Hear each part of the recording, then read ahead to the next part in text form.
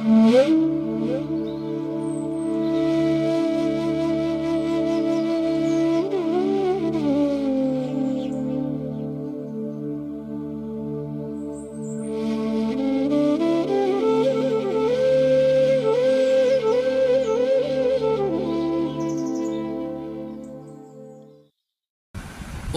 জননীং শারদাং দেবীং রামকৃষ্ণং জগদ্গুরুং পাদপদ্মে তয়ো শ্রুত্বা প্রণমামি মুহুর্মুহু।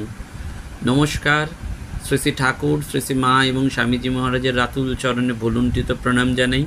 প্রাণায়াম বাংলা ইউটিউব চ্যানেলে সম্প্রচারিত সৎকথায় প্রতিদিনের মনন এই ধারাবাহিক অনুধ্যানে দুটি ঘোষণা, যে আগামীকাল 15ই আগস্ট সন্ধ্যাবেলায় স্বামী বিবেকানন্দের পৈতৃক আবাস এবং সাংস্কৃতিক কেন্দ্রে বিকেল 5টা থেকে একটি আলোচনা চক্র আছে জীবসেবাকে নিয়ে। অধ্যাপক ডক্টর সোমনাথ ভট্টাচার্য, স্বামী ইষ্টব্রতানন্দজি মহারাজ, আমি নিজে এবং শ্রীময়ী কুসুম ভট্টাচার্য, এই 4 জন আমরা আলোচনা করব। এটি সকলের জন্য অবারিত, আপনারা সকলে আসতে পারেন সন্ধেবেলায় স্বামী বিবেকানন্দের পৈতৃক আবাসে। আর আগামী রবিবার 17ই আগস্ট বলরাম মন্দিরে ঠাকুরের খুব প্রিয় ভবতারিণী দেবী অর্থাৎ বসুমতী মা হাবিকে নিয়ে আমরা বিশেষ আলোচনা করব বলরাম মন্দিরে। আপনারা এই দুদিন প্রাক পূজা আগে বিশেষ এই দুটি অনুধ্যানে আসতেই পারেন। আজকে আমরা স্মরণ করছি শরণাগতি এবং শ্রী শ্রী মাকে নিয়ে। মূলত আমরা প্রত্যেকেই জানি যে মানুষের অনুষঙ্গ ছাড়া এই জগতে আমরা যা কিছু দেখছি সব মূল্যহীন। সেজন্য শিল্পী গেয়েছেন, মানুষ মানুষেরই জন্য, জীবন জীবনেরই জন্য একটু সহানুভূতি কি মানুষ পেতে পারে না। মানুষ মানুষকেই পণ্য করে, মানুষ মানুষকেই জীবিকা করে। আমরা ধর্মের দোহাই দিয়ে ইদানিংকালে মানুষ মানুষকে হত্যাও করছি, মানুষকে অপমান করছি। ফলে একটা অশুভের হাতছানি সমাজে, পরিবারে, জগতে প্রবাহিত হচ্ছে। কিন্তু প্রশ্ন আসে, যখন আমরা দেখি আদর্শের দিকে, তখন বুঝতে পারি যে স্বামী বিবেকানন্দ বারবার বলেছেন, প্রাচীন ভারতীয় শাস্ত্রকাররা বলেছেন যে ধর্ম হচ্ছে মানুষের অভ্যুদয় এবং নিঃশ্রেয়স লাভের কারণ। ধর্মজীবন সহজ, সরল, স্বাভাবিক। সেজন্য ধর্ম পশুকে মনুষ্যত্বে ও মানুষকে দেবত্বে উন্নীত করে এবং প্রকৃত ধর্ম সেবার মধ্যে দিয়ে উন্মোচিত হয়। নরের সেবা এবং নারায়ণের সেবা, এটি শ্রীরামকৃষ্ণ ভাবাদর্শের এক প্রধান স্তম্ভ। কাশীতে স্বামীজির সেবাধর্মের দ্বারা উদ্বুদ্ধ হয়ে কয়েকজন যুবক আর্তপীড়িতের সেবায় আত্মনিয়োগ করেছিলেন। কিছুদিনের মধ্যেই সেটি একটি সেবাশ্রমের রূপ নিয়েছিল এবং সন্ন্যাসীরাও এই রোগী সেবা করেছিলেন, রোগী নারায়ণের সেবা করেছিলেন। এবং এই সন্ন্যাসীদের রোগী সেবা শ্রীরামকৃষ্ণ কর্তৃক অনুমোদিত কিনা এই নিয়ে যখন ভক্তদের মনে সংশয় ছিল, তখন 1912 সালে শ্রী শ্রী মা যখন নভেম্বর মাসে সেবাশ্রম পরিদর্শন করতে গিয়েছিলেন, তখন তিনি এই রোগীদের সেবা কাজ দেখে খুব প্রীতিবোধ করেছিলেন। এবং একজন যখন মাকে জিজ্ঞাসা করলেন যে মা, সেবাশ্রম কেমন দেখলেন, তখন শ্রী শ্রী মা ধীরভাবে উত্তর দিয়েছিলেন, দেখলুম ঠাকুর সেখানে প্রত্যক্ষ বিরাজ করছেন, তাই এসব কাজ হচ্ছে, এসব তাঁরই কাজ। অর্থাৎ নরের সেবা নারায়ণের সেবা, সেইটি হচ্ছে যুগধর্ম। এবং মানুষ পাপী নয়, মানুষ প্রকৃত স্বরূপ তার দিব্য। এক কুলমহিলা কর্মবিপাকে দুষ্প্রবৃত্তির পথে গিয়েছিলেন, কিন্তু সৌভাগ্যক্রমে তিনি নিজের ভুল বুঝতে পেরেছিলেন একদিন এবং উদ্বোধনে শ্রী শ্রী মাকে দর্শন করতে এসেছিলেন। তিনি মায়ের ঘরের বাইরে দাঁড়িয়ে মাকে বললেন, মা, আমার উপায় কি হবে? আমি আপনার কাছে এই পবিত্র মন্দিরে প্রবেশ করার যোগ্য নই। শ্রী শ্রী মা এগিয়ে গিয়ে 2 হাত দিয়ে তার গলা জড়িয়ে ধরে বললেন, এসো মা, ঘরে এসো। পাপ কী তা বুঝতে পেরেছ, অনুতপ্ত হয়েছ, এসো, আমি তোমাকে মন্ত্র দেব, ঠাকুরের পায়ে সব অর্পণ করে দাও, ভয় কি? সকলকেই মা উদ্ধার করেছেন। কেন না, এই যে ঈশ্বরের ওপর যখন নির্ভরতা আসে তখন সেটি ভালোবাসা থেকেই আসে। সেজন্য যখন ভক্তশ্রেষ্ঠ গিরিশ ঘোষ শ্রী মাকে জিজ্ঞাসা করেছিলেন তুমি কী রকম মা, মা এক অপূর্ব উত্তর দিয়েছিলেন।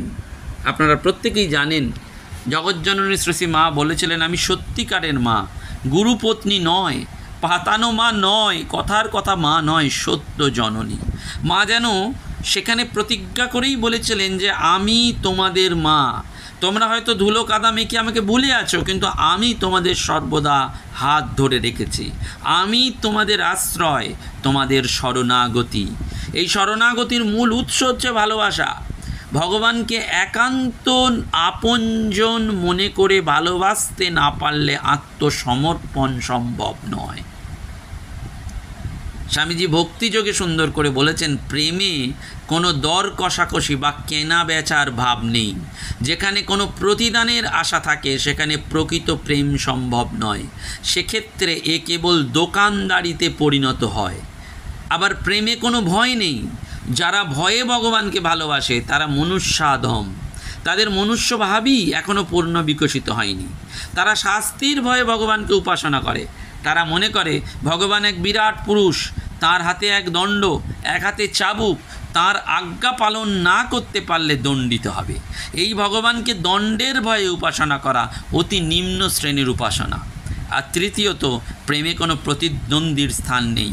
প্রেমিকের আর দ্বিতীয় ভালোবাসার পাত্র থাকবে না, কারণ প্রেমই প্রেমিকের সর্বোচ্চ আদর্শে রূপান্তরিত হয়। প্রত্যেক ব্যক্তির উচ্চতম আদর্শকে ঈশ্বর বলা হয়, পরম প্রেমই ঈশ্বর। শ্রীরামকৃষ্ণ তাই প্রকৃত প্রেম সম্পর্কে বলেছেন, প্রেম হলে জগৎ ভুল হয়ে যায়, আর নিজের দেহ যে এত প্রিয় তাও ভুল হয়ে যায়, দেহাত্মবোধ একেবারেই চলে যায়। আচার্য মধুসূদন সরস্বতী সাধনের অভ্যাসের তারতম্যে এই শরণাগতি তিনভাবে লক্ষ্য করেছেন। ঈশ্বরের আমি, ঈশ্বর আমার, আমি ঈশ্বর। শরণাগতির প্রথম অবস্থায় বোধ হয় ঈশ্বরের আমি, অর্থাৎ আমি তাঁর, অর্থাৎ হে নাথ, ভেদ চলে গেলেও চিরকাল আমি তোমার, তুমি যে আমার, এ কখনো নয়। শরণাগতির এই প্রথম ভাবটি আরও ঘনীভূত হলে দ্বিতীয় ভূমি, এবং শরণাগতির এই অবস্থায় সাধকের বোধ হয় ভগবান আমার। হে কৃষ্ণ, জোর করে হাত ছাড়িয়ে চলে যাচ্ছ, এতে আশ্চর্য হবার কিছু নেই।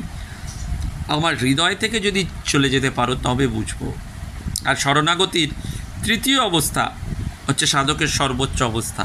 এখানে অদ্বৈত অনুভূতি। সাধকের বোধ হয় আমি তিনি। ভক্তরাজ প্রহ্লাদ প্রথমে শ্রী ভগবানকে স্তব করছেন, নমস্তে পুণ্ডরীকাক্ষ, নমস্তে পুরুষোত্তমা। কিন্তু এইভাবে স্তব করতে করতে তিনি তন্ময় হয়ে শ্রী ভগবানের সঙ্গে তদাত্ম লাভ করে উচ্ছ্বসিত আবেগে বলছেন, সর্বগাতাত্মধনস্ব সর্ব এবাবস্থিত মত্ত সর্বমহং সর্বং ময়ী সর্বত সনাতনে। অর্থাৎ সেই অনন্ত সর্বগত তিনি আমি, আমার থেকে সমস্ত উৎপন্ন, আমি সমস্ত, আমাতেই সমস্ত। এই যে এখানে ভক্তের তিনি জ্ঞানীর আমিতে পরিণত হয়ে গেলেন। এই সেই জন্য বলা হচ্ছে যে শরণাগতির প্রাথমিক স্তর হচ্ছে ভালোবাসা এবং ঈশ্বরের উপর সম্পূর্ণ আত্মসমর্পণ। ঠাকুর যেটিকে বলছেন না, ঝড়ের এঁটো পাতা হয়ে থাকা, এইটি ঠাকুর সেই জন্য বলছেন, আমি তাকে মা বলে ডাকি, লোকে তাকে ব্রহ্ম বলে, আমি তাকে কালী বলি, তিনিই সব করেছেন।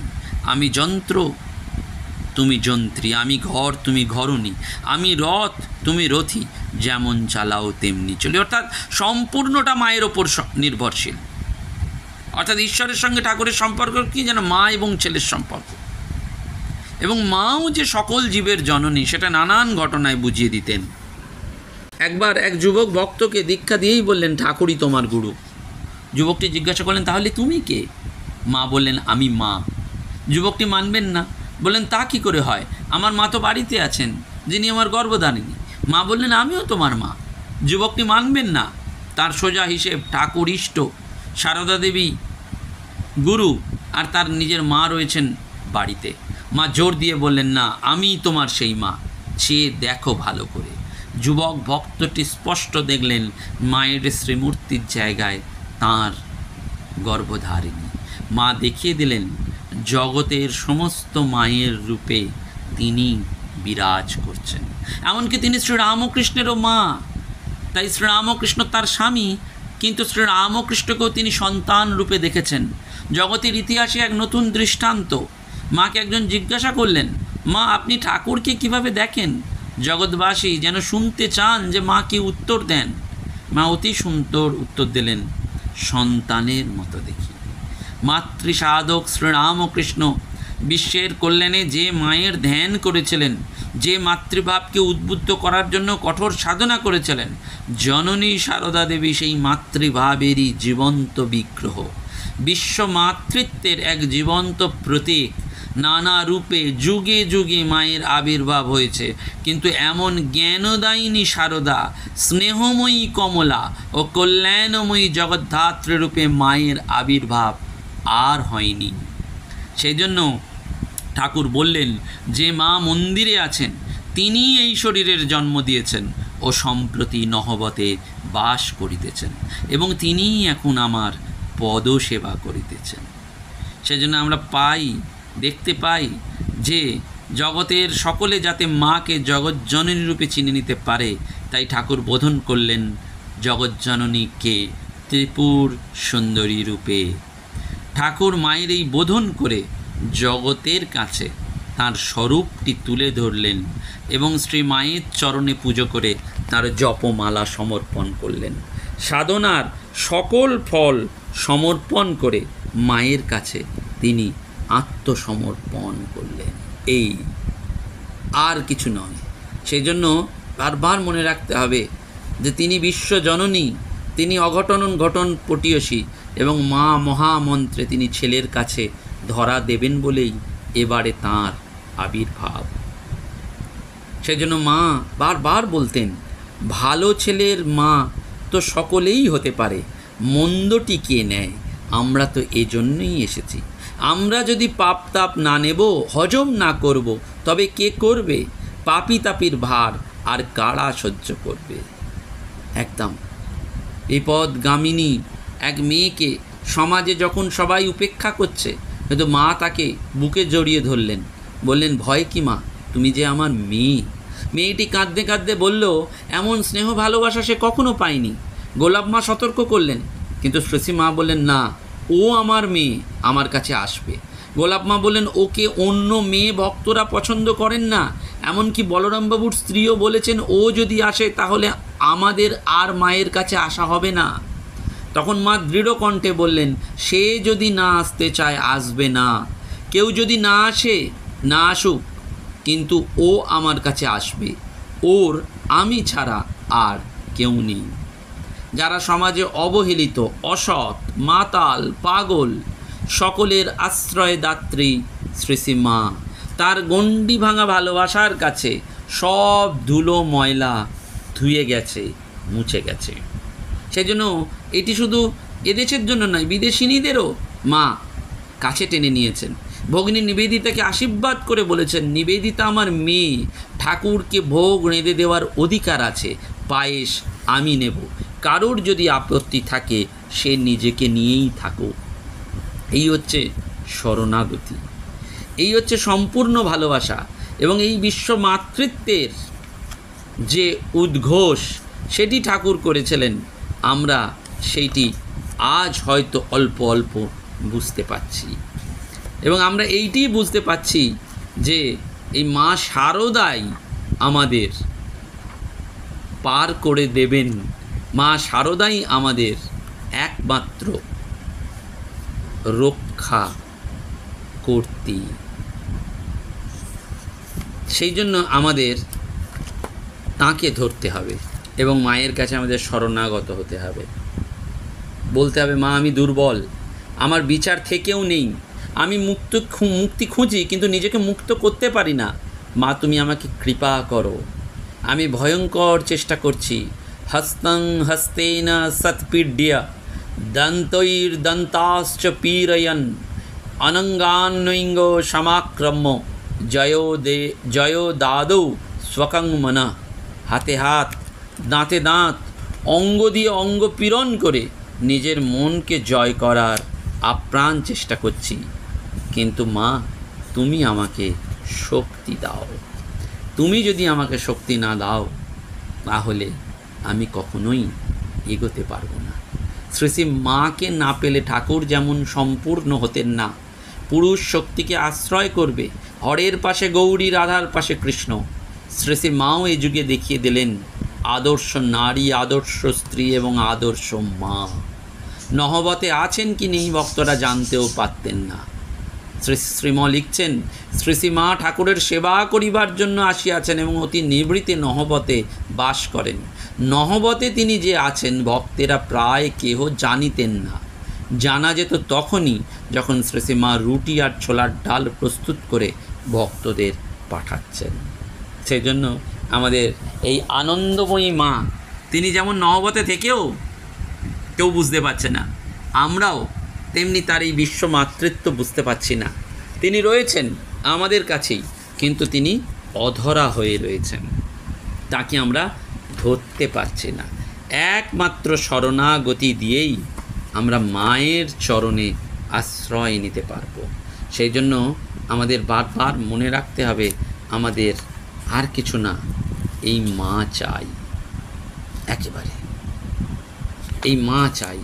সেই জন্য শ্রীরামকৃষ্ণ পরিমণ্ডলে শ্রীরামকৃষ্ণ হলেন সূত্র, স্বামীজি হলেন তার ব্যাখ্যা, আর শ্রী শ্রী মা হচ্ছেন তার ব্যবহারিক রূপ, দ্য প্র্যাকটিক্যাল ডেমনস্ট্রেশন। সেইটি যেন আমরা মায়ের জীবনের আলোকে বুঝতে পারি, করতে পারি, পালন করতে পারি। নমস্কার, ধন্যবাদ। প্রাণারাম প্রাণারাম প্রাণা